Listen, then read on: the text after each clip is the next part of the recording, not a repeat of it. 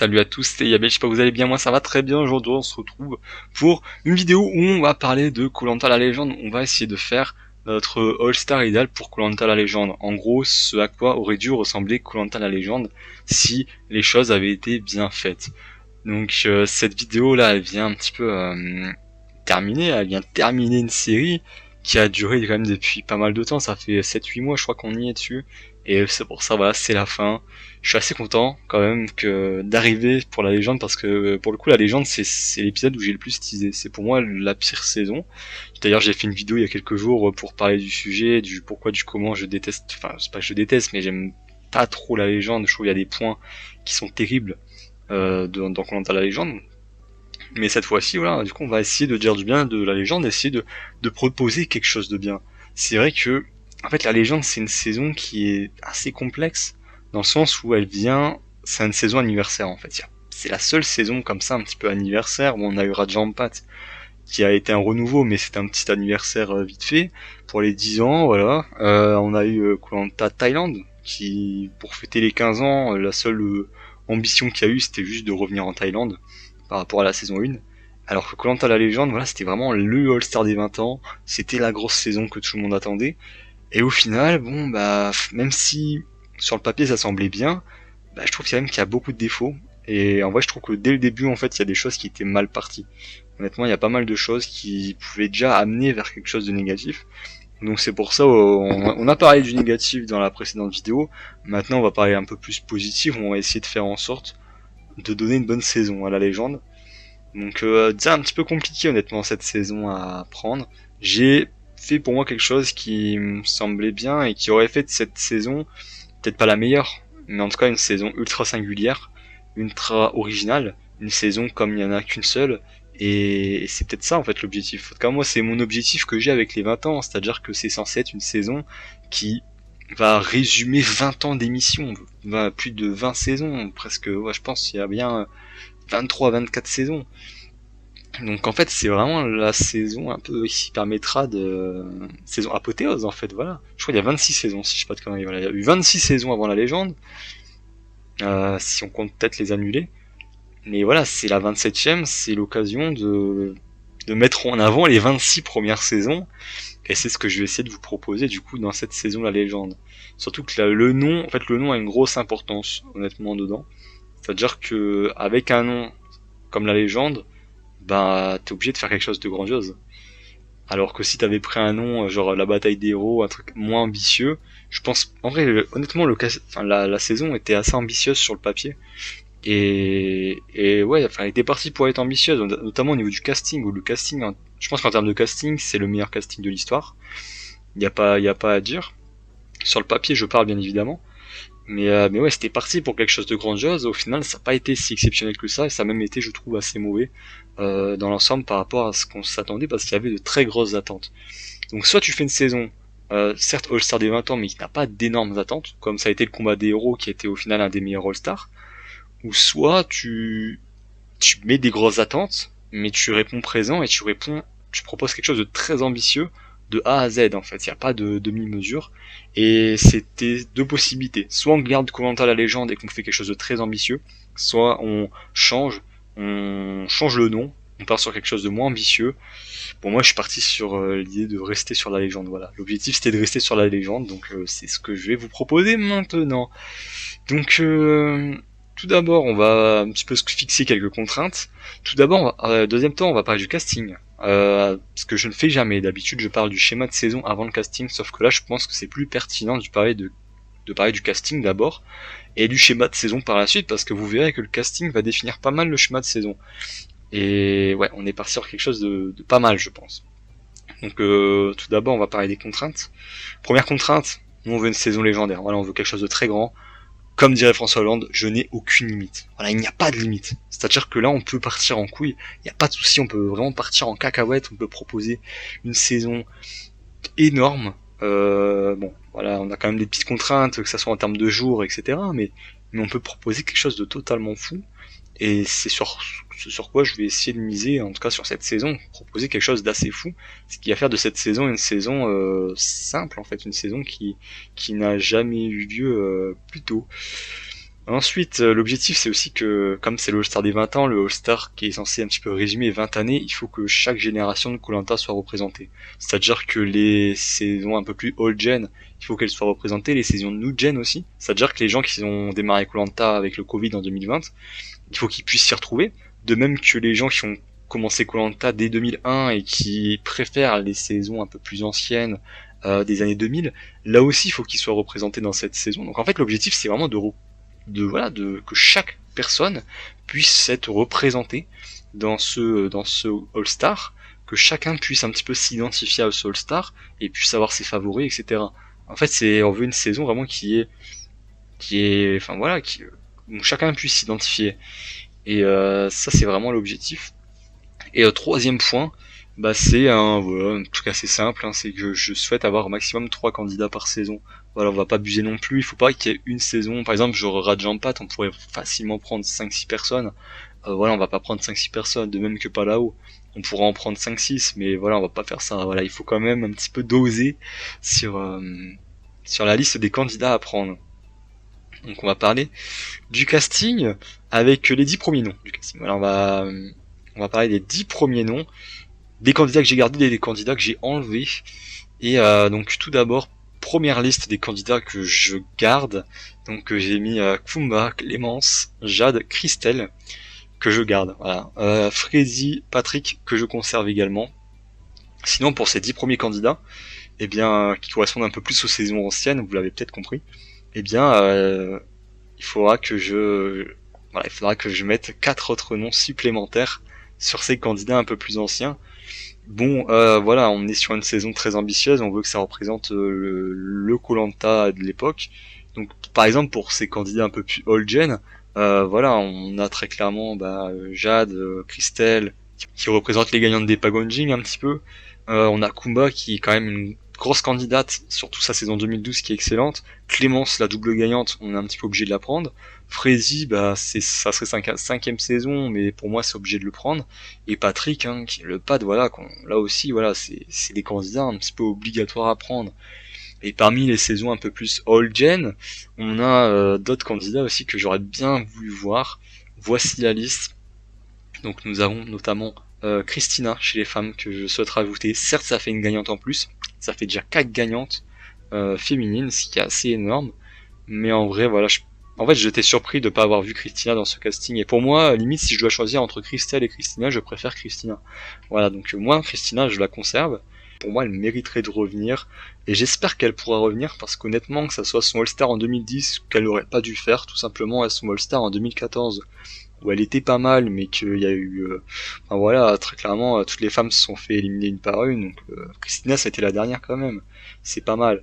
Mais ouais, je pense qu'elle mérite un vrai All-Star, où cette fois-ci elle est mise dans des bonnes conditions.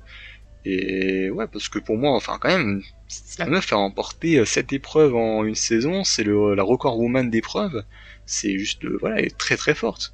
Certes, ça fait 3 candidats de Palao, mais moi j'aime bien l'idée, et pourquoi pas qu'il y ait une 4ème saison où à la fois Freddy et à la fois Christina sont ensemble dans la même saison, ça serait quand même assez fou. Ensuite j'ai mis Moussa, alors assez surprenant parce que Moussa a fait la saison en 2020, mais je me dis pourquoi pas, parce qu'en 2020 il a montré de bonnes choses, et en vrai, alors il a un point commun avec un autre candidat que je vais parler plus tard, c'est-à-dire Claude, les deux ont été en finale de 2020. Donc pour moi, à partir du moment que t'as été en finale, t'es légitime de faire partie de cette saison. Et c'est pour ça, en vrai, je me dis, pourquoi pas faire revenir Moussa. Ça peut être pas mal, certes il a fait 2020, mais honnêtement, pourquoi pas. Voilà, pourquoi pas faire revenir Moussa. Romuald. En vrai, j'hésitais entre deux personnes. J'hésitais entre Gilles et Romuald. Gilles, premier gagnant de l'histoire. Romuald, premier gagnant du premier All-Star.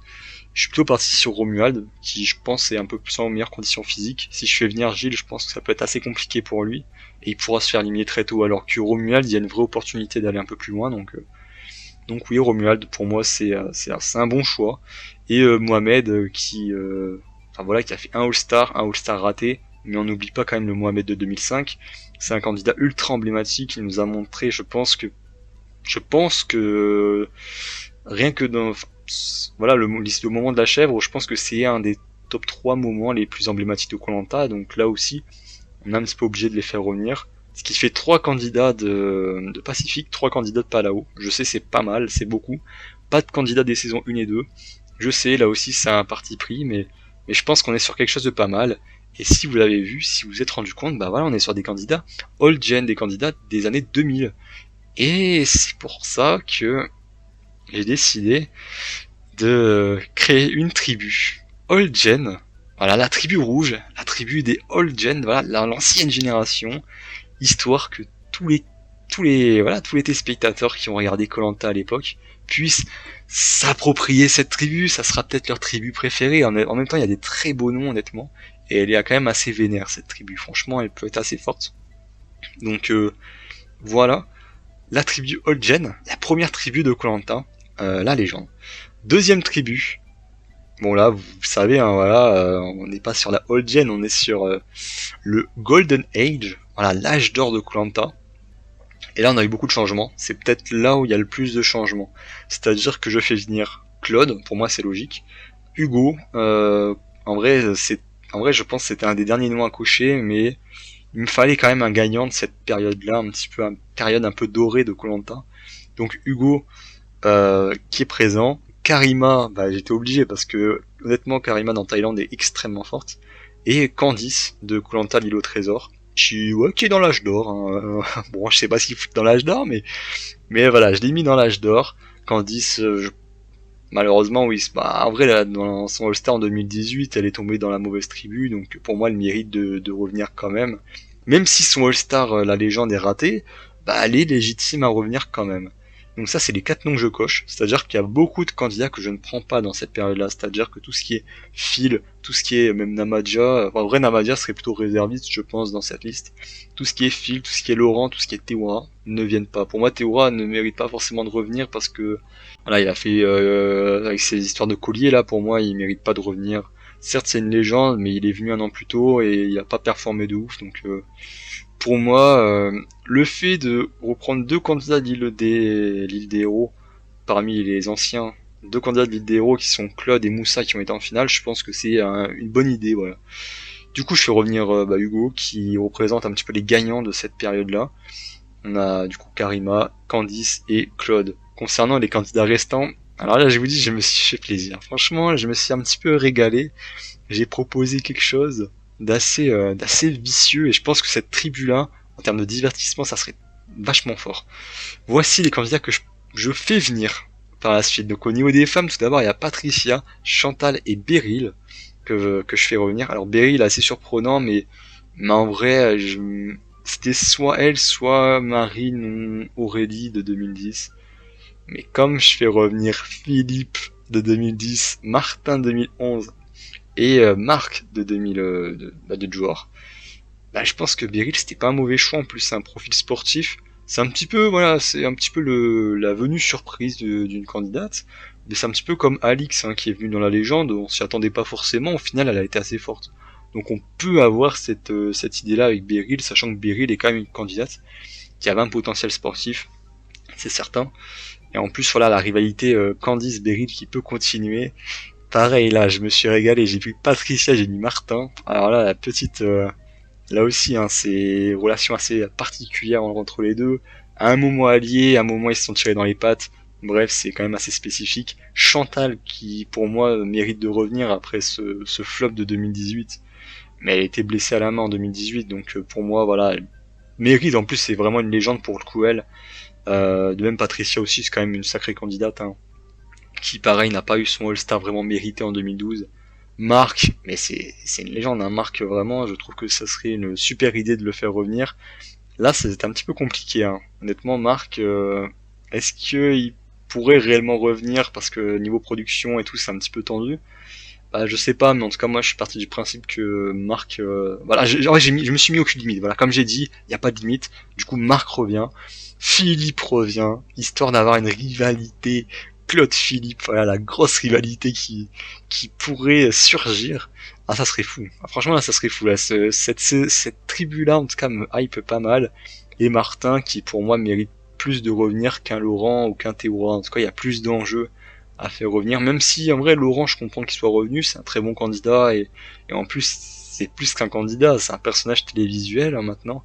Donc ça c'est assez fort, mais je préfère faire revenir Martin. Honnêtement, moi je privilégie la qualité de la saison plutôt que l'aspect divertissement. Là, je pense qu'on a en plus Martin. Voilà, Martin, honnêtement, c'est très divertissant et justement, il pourrait récupérer un petit peu de buzz. Voilà, c'est vrai que c'est un peu plus oublié que certains candidats de Rajampad, donc ça peut être sympa. Et pareil, hein, voilà, le truc un petit peu, la connexion Patricia Martin qui pourrait un petit peu faire des étincelles. Je pense que ça peut être pas mal. Et là, je pense qu'on a vraiment un très bon casting pour cette tribu Golden Age. Maintenant, concernant le schéma de saison, eh bah non, il n'y a pas de schéma de saison, les gars, ça continue. Et on part sur la new gen maintenant. Les candidats entre Koh-Lanta Cambodge et Koh-Lanta, du coup, les armes secrètes, la nouvelle génération de Koh-Lanta. Vous l'avez bien compris, il n'y a pas 20 candidats, il y en a 30. Et oui, je suis parti en couille, voilà, je l'ai dit, il n'y a pas de limite. 30 candidats pour cette saison.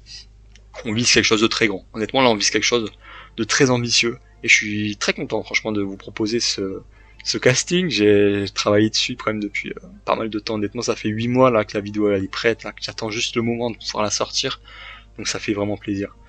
Concernant les candidats que je conserve de cette période un petit peu new gen, nous avons Clémentine, hein, voilà, un peu pareil que Candice, qui n'a pas eu son All-Star vraiment mérité. Pour moi, c'est totalement légitime de faire revenir Candice. Pas Candice, Clémentine du coup. Cindy, là aussi Cindy, gros personnage de 2019. Je sais, sportivement c'était pas la plus forte, mais on peut peut-être compter sur l'aspect social de Cindy pour s'en sortir. Et j'ai mis Alix aussi. J'hésite entre Alix et Alexandra. Mais pareil, en vrai, quand même, Alix, c'est une candidate assez populaire. Mine de rien, voilà, il y a sa relation, voilà, son couple avec Mathieu, qui là aussi, quand même assez médiatisé. C'est une candidate qui est médiatisée. Certes, en vrai, Alexandra aurait pu revenir, mais j'ai préféré prendre quelqu'un d'autre des 4 terres, donc il a fallu faire un choix. J'ai plutôt choisi Alix plutôt que Alexandra, mais Alexandra, si elle peut revenir un coup, ça serait avec grand plaisir. Voilà. Concernant les hommes, j'ai fait revenir Maxime, obligatoirement. Voilà, lui c'était vraiment obligé de le faire revenir après ses performances dans la guerre des chefs. Et j'ai fait revenir Sam, là aussi pareil, hein, c'est obligé. Même si sa saison, la légende, je trouve qu'il justement il a perdu un petit peu d'aura. À l'époque, il avait quand même une sacrée aura, donc là c'est pareil. T'es vraiment obligé de faire revenir Sam dans une saison de la légende. C'était vraiment un choix obligatoire. Ça, c'est les 5 candidats que je conserve, auxquels s'ajoutent du coup Nawel de Koh-Lanta Lidéo, Lola de Koh-Lanta Likater, Sandro de Koh-Lanta Cambodge, André de Koh-Lanta Fidji et Aurélien de Koh-Lanta Les Armes Secrètes. Alors, commençons par Nawel, hein, qui pour moi est une vraiment très bonne gagnante de Koh-Lanta. Là aussi, c'est totalement légitime de faire revenir Nawel, je pense, hein, dans cette saison. Voilà, en plus ça fait une gagnante dans cette tribu, parce que c'est vrai que les autres tribus ont beaucoup de gagnants, peut-être que cette tribu-là en a un petit peu moins. Il y en a 2, donc voilà, c'est histoire de rajouter des gagnants. En plus c'est une bonne personnalité. Pour le coup, elle s'entend très bien avec Claude. C'est vrai que j'ai amputé quand même beaucoup d'alliés à Claude. Ce que j'ai pas dit, j'ai quand même amputé beaucoup d'alliés à Claude. Donc le fait d'avoir Nawel, bah, c'est quand même pas mal. Ça peut être une bonne opportunité. J'ai choisi de mettre Lola, qui pour moi est la meilleure candidate de Koh-Lanta les 4 terres, en tout cas une des meilleures, donc j'étais obligé de la faire revenir. Je pense que c'est une bonne personnalité, en plus voilà, c'est une candidate assez jeune, ça serait du coup la Benjamin, je pense, du casting, quoique il y a Sam, il y a André aussi qui sont assez jeunes, donc mais en tout cas une candidate féminine, ça serait la Benjamin, ce qui est pas mal. Ensuite Sandro, qui était réserviste, bah moi je le mets directement dans les titulaires. J'hésitais avec Yacine. Honnêtement, Yacine aurait vraiment pu être dans ce casting, hein, mais sauf qu'il y a trop de profils un peu similaires, axés sur sport. Donc j'ai préféré prendre Sandro, il est plutôt axé sport, strat. Donc là, pas mal. Et en plus, la rivalité, le retour de la rivalité entre Clémentine et Sandro, bah là, voilà, c'était quand même assez obligatoire. André, alors le choix surprise, je pense, André. Mais après, voilà, André, du coup, a 4 ans de plus que dans Koh-Lanta Fidji. Lui, c'est vraiment un profil très axé social.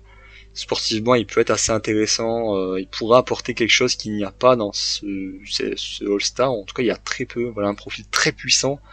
Et ça peut, je pense, être une bonne surprise de ce All-Star. Je pense qu'il mérite. En vrai, il pourrait mériter de revenir. Il faut des candidats quand même de Fidji. En vrai, il fallait un peu des candidats de chaque saison. En tout cas, des dernières saisons les plus récentes, il fallait des candidats de chaque saison. Et c'est pour ça que j'ai pris André. Je crois en vrai, honnêtement, à part la saison 6, saison 1, saison 2, je pense que toutes les saisons sont représentées. Donc voilà, c'est ce que j'ai essayé en tout cas de faire. et André du coup représente Koh-Lanta Fidji. Et le dernier, c'est Aurélien. Aurélien du coup des armes secrètes. Pourquoi Aurélien des armes secrètes et pas une autre personne? Parce que gros potentiel, que ça soit sportif, que ça soit sur le camp, que ça soit même en restrat peut-être, on sait pas trop. Gros potentiel comme candidat, assez divertissant. Voilà, c'était vraiment un des candidats les plus divertissants du début de saison des armes secrètes. Et ce qui est pas mal avec Aurélien, c'est qu'il s'est fait éliminer très tôt. Ce qui veut dire que en vrai, même un mois après, même 2 semaines après, il pourrait revenir dans le jeu. Et en vrai, il serait légitime à revenir dans Koh-Lanta la légende. Moi, j'aurais pas été choqué de voir Aurélien dans la légende. Donc Aurélien. Et du coup, voici mon casting. On va peut-être revenir petit à petit, voilà, sur chaque tribu. Donc la tribu rouge avec Kumba, Clémence, Jade, Christelle, Christina, Moussa, Romuald, Mohamed, Frézy, Patrick. La tribu jaune avec du coup Patricia, Chantal, Karima, Beryl, Candice. J'ai toujours du mal avec Candice, je sais pas pourquoi. Claude, Philippe, Martin, Hugo et notre cher Marc.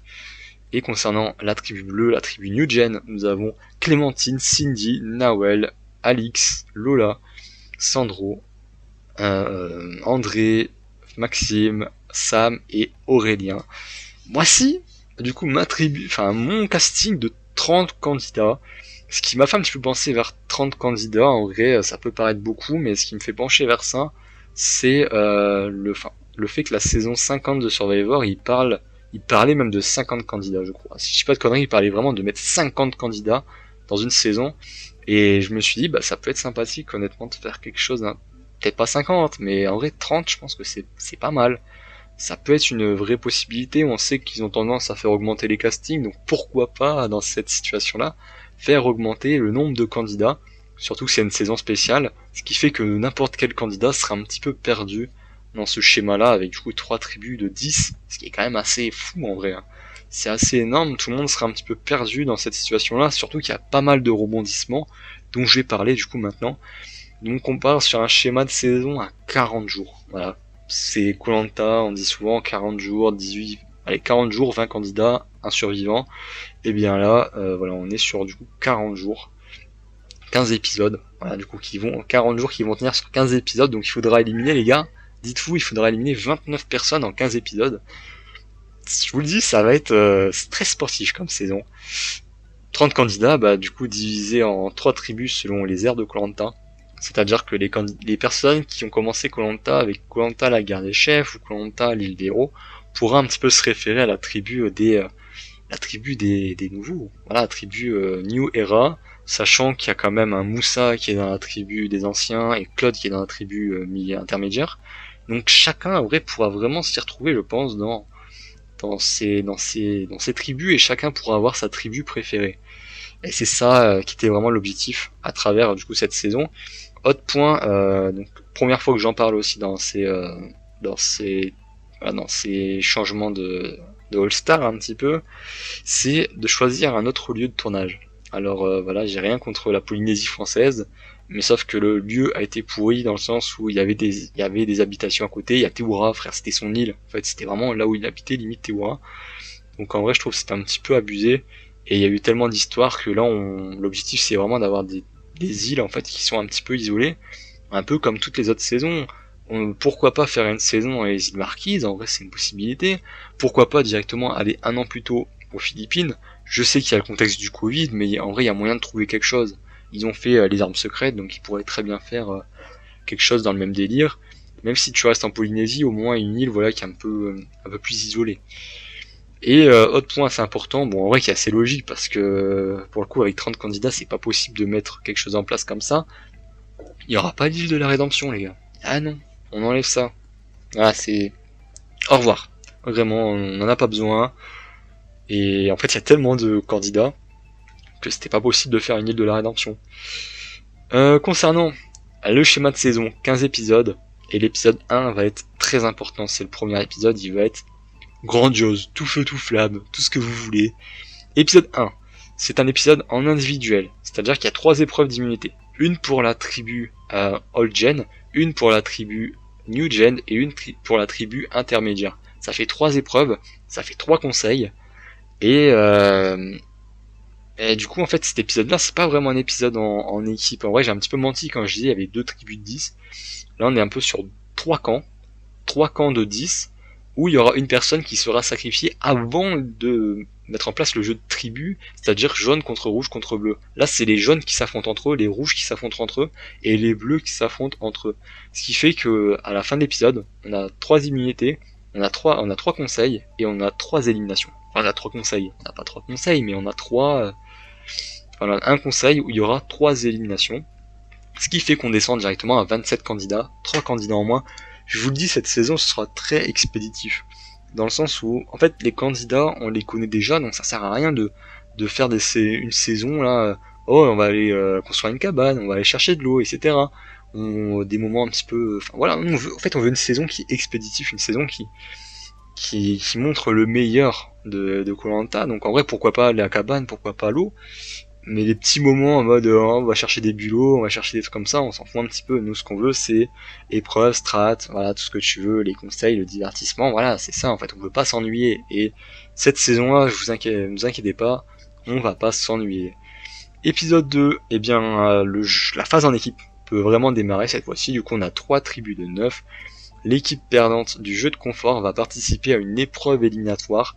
Je le sais, j'aime pas les épreuves éliminatoires, mais en vrai, si je veux perdre des candidats, bah, je suis un petit peu obligé. Donc il y a une épreuve éliminatoire, et seulement l'équipe qui est première de l'immunité est safe au conseil. Ce qui fait qu'on a un éliminé sur l'épreuve éliminatoire, 2 éliminés au conseil, ça nous fait du coup qu'on descend à 24 candidats. Et ça fait déjà 6 éliminés en 2 épisodes. Je vous dis, ça va très vite. Ça fait un éliminé par jour. Voilà, on est sur un ratio assez fou. Et épisode 3, l'équipe perdante du jeu de confort va directement au conseil, et seulement l'équipe première de l'immunité est safe et il n'ira pas au conseil. Ce qui fait du coup qu'il y aura 2 conseils dans cet épisode, un conseil après confort et un conseil après immunité où il y aura 2 éliminés. Ce qui fait que maintenant on descend à 21 candidats. En 3 épisodes, 9 éliminés. Voilà, ça va vite, je vous le dis les gars, ça va vite. Hein. C'est-à-dire que c'est une saison là qui se veut fast. Voilà, on n'est pas là pour rigoler, on est là pour proposer une saison où il y a du dynamisme. Voilà, on connaît déjà les candidats, ça sert à rien de faire revenir 36 fois des sujets qui ont été abordés dans des saisons où c'est logique de les aborder, mais là c'est pas logique d'aborder certains sujets, donc on est très rapide. Il y a beaucoup d'épreuves, beaucoup d'éliminations, et ouais, ça va être, c'est dense, c'est une saison qui va être dense. En tout cas, le début de saison va être très dense. Épisode 4, il est peut-être temps de changer les choses, hein. 21 candidats, on peut apporter une nouvelle chose. Les 3 équipes, c'est terminé. Maintenant, place au trinôme. Ce qui fait que les aventuriers, du coup, il y a 7 trinômes. Des groupes de 3 en fait. Voilà, pour être simple, des groupes de 3. Dans l'idéal, ça serait bien un candidat de chaque génération, mais c'est vrai que s'il y a une génération qui est un peu plus nulle que les autres, ou qui est un petit peu meilleure que les autres, eh bien, il y aura peut-être un peu plus de candidats de cette génération-là. Donc ça sera pas possible, mais l'objectif, ça sera vraiment de faire des groupes, voilà, des groupes mixtes, histoire de foutre le bordel, vraiment. Et des groupes aussi où il y a au moins un homme, au moins une femme dans chaque trio.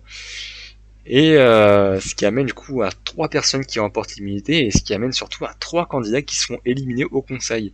Donc on descend à 18 candidats à l'épisode 4. Voilà, donc en fait on a rattrapé le retard là en 4 épisodes, on a été extrêmement rapide, extrêmement expéditif. Et oui, au jour 12, on arrive jour 12, et ils sont déjà plus que 18. Au jour 12, eh bien c'est le swap. Un swap en 3 équipes de 6. Et ouais, on reste sur le système de 3 équipes. Et autre aspect, hein, c'est que il y aura une épreuve parmi les membres du trinôme éliminés. Voilà, il y a eu le trio qui est éliminé, il y aura une épreuve qui va déterminer une personne qui revient dans le jeu à la suite du conseil. Donc en fait pendant 2 jours, le gars voilà, il sera sur une île un petit peu isolée et il va revenir dans la tribu perdante. Ce qui fait qu'on va rester sur 3 équipes de 6 à la fin de l'épisode 5, malgré l'élimination au conseil. Et ce qui fait qu'on reste quand même à 18 candidats. Épisode 6, les 2 équipes qui perdent vont au conseil. Voilà, seule l'équipe gagnante est immunisée. Donc du coup 2 éliminations, on arrive à 16 candidats. Épisode 7, swap, nouveau swap, cette fois-ci en 2 équipes de 8. Et il y a un trade qui va directement commencer juste après le swap, ce qui peut très rapidement changer un petit peu au niveau social, au niveau un petit peu voir qui est fort, qui a un gros mental, etc. Ça peut quand même pas mal jouer sur cet aspect-là. Et il y a juste une élimination assez simple, voilà, parmi une des deux tribus. Épisode 8. Épisode 8, voilà, je pense qu'il est temps de démarrer une nouvelle phase du jeu. La réunification. Voilà, la réunification, toute simple, vraiment classique. Il y a 2 ambassadeurs, un jaune, un rouge, et la personne qui est éliminée à l'issue des ambassadeurs va au jury final, mais ne pourra pas voter à la fin pour le gagnant. Un peu comme Freddy dans Koh-Lanta Palau, parce que sinon, voilà, on a un nombre pair de candidats, excusez-moi. Voilà, on a au niveau du jury final, on aurait un nombre pair et du coup, ça n'irait pas. Voilà, l'objectif c'est d'avoir un gagnant à la fin et pas d'avoir 2 gagnants, d'avoir 0 gagnant, comme ça a été le cas dans la légende. Donc voilà, l'objectif c'est vraiment d'avoir un gagnant. Du coup, on donne un nombre qui normalement permettra d'avoir un gagnant et ne pas être face à une impasse. Épisode 8, du coup, il y a 2 éliminés, ce qui fait qu'on descend à 13 candidats. Épisode 9, c'est un épisode classique, voilà, pas grand chose à dire honnêtement, une épreuve de confort, une épreuve d'immunité, peut-être qu'on peut rajouter quelque chose, genre la lettre des proches, des trucs comme ça, mais en vrai, voilà, c'est un petit peu n'importe. Épisode classique, du coup, avec un éliminé, on descend à 12 candidats. Et à 12 candidats, qui dit 12 candidats peut très clairement dire les binômes. Eh oui, voilà, les binômes qui tombent, du coup, épisode 10. Et avec 12 candidats, un peu comme la guerre des chefs. Je trouve que la guerre des chefs est un bon exemple par rapport à ça. Ça a été un bon épisode des binômes, la guerre des chefs, donc pourquoi pas réitérer la chose, du coup, à 12. Ce qui serait un peu, voilà, ce qui ferait un peu, en vrai assez tôt quand même, hein, les binômes, hein, mais ce serait la 2e fois de l'histoire que ça serait fait, mais en vrai pourquoi pas, ce qui ferait que on descendrait à 10 candidats à l'issue de l'épisode. Épisode 11, eh bien épisode assez simple, sauf que non en fait. Et pour remettre en contexte, épreuve de confort, épreuve d'immunité, épreuve de confort en équipe. Sauf que l'équipe perdante de ce jeu de confort va participer à une épreuve éliminatoire le lendemain. Donc par exemple on a les 5, enfin même pas forcément le lendemain en vrai, on peut faire ça directement après ou dans l'après-midi, je sais pas. On a les 5, on a 2 équipes de 5, une équipe de 5 qui remporte le confort qui du coup va être tranquillement aller sur son camp, enfin pas sur son camp mais à sa récompense, et une tribu de 5 du coup qui perdrait et qui participerait à une épreuve éliminatoire, et parmi les 5 il y en aurait un qui serait éliminé. Ça a jamais été fait, mais en vrai pourquoi pas, en vrai ça peut permettre d'avoir un schéma un peu différent pour les épreuves éliminatoires. Pas juste une épreuve éliminatoire qui tombe comme ça. Là, on a quelque chose. On va dire que si tu vas à l'épreuve éliminatoire, tu l'as un petit peu plus mérité qu'une épreuve éliminatoire comme ça. T'as un peu plus ton destin en main, j'ai envie de dire. Donc on a eu 2 épreuves éliminatoires, une épisode 2, une épisode 11, qui là aussi reprennent un petit peu ce schéma-là, du coup, de si tu perds le confort, tu vas à l'épreuve éliminatoire. Voilà. Et ce sera du coup la seule épreuve éliminatoire qui restera dans cette saison. Épisode 12, épisode classique. Épisode 13, épisode classique. Épisode 14, épisode classique. Voilà, la fin de saison est un peu plus aérée, dans le sens où voilà, les candidats du coup pourront jouer en fait. C'est ça, je veux que les candidats puissent jouer un minimum, et qu'il n'y ait pas des épreuves éliminatoires qui tombent à tout bout de champ. Ça a été quelque chose d'assez insupportable, et ce qui fait que stratégiquement en fait tu peux pas poser grand chose, parce qu'à tout moment tu perds un de tes alliés sur une épreuve éliminatoire. Donc là on en a eu 2, voilà, elles ont été épisode 2, épisode 11. À la suite de l'épisode 11, ils étaient plus que 8 candidats.